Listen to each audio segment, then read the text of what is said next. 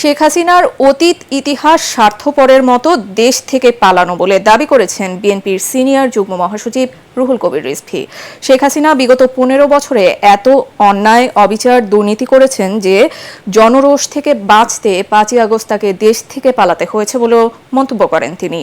যাত্রাবাড়ি এলাকায় ছাত্র জনতার গণ আন্দোলনে পুলিশের গুলিতে নিহত কয়েকটি পরিবারের সদস্যদের দলের পক্ষ থেকে সহায়তা তুলে দিতে গিয়ে তিনি একথা বলেন।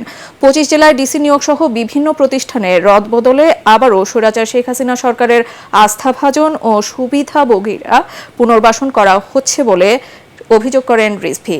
ভারপ্রাপ্ত চেয়ারম্যান তারেক রহমানের নির্দেশে বিএনপি বৈষম্য বিরোধী আন্দোলনের শহীদ ও আহতদের পরিবারের পাশে রয়েছে বলেও জানান দলের এ মুখপাত্র।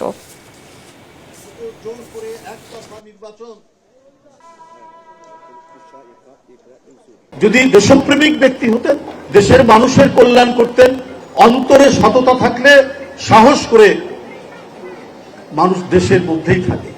বেগম খালেদা জিয়াকে কখনোই কত চেষ্টা করেছে, এরশাদ চেষ্টা করেছে, মঈনুদ্দিন ফখরুদ্দিন চেষ্টা করেছে, হাসিনা চেষ্টা করেছে, কারাগারে গেছেন, মিথ্যা মামলায় সাজা ভোগ করেছেন, কিন্তু দেশের মানুষ আর মাটি থেকে তাকে বিচ্যুত করা যায়নি। তিনি বাংলাদেশেই থেকেছেন। শেখ হাসিনার অতীত ইতিহাসও পালানো, এখনো তিনি পালিয়ে চলে গেছেন। কারণ এত অন্যায় করেছে, তিনি এত অপরাধ করেছে, তার কোনো শেষ নাই। একজন মহিলা ফেরাউনের পদত্যাগের পরে যে স্বস্তির বাতাসটা বইছে, এটা নিশ্চিত করতে হবে অন্তর্বর্তীকালীন যে সরকার থাকে।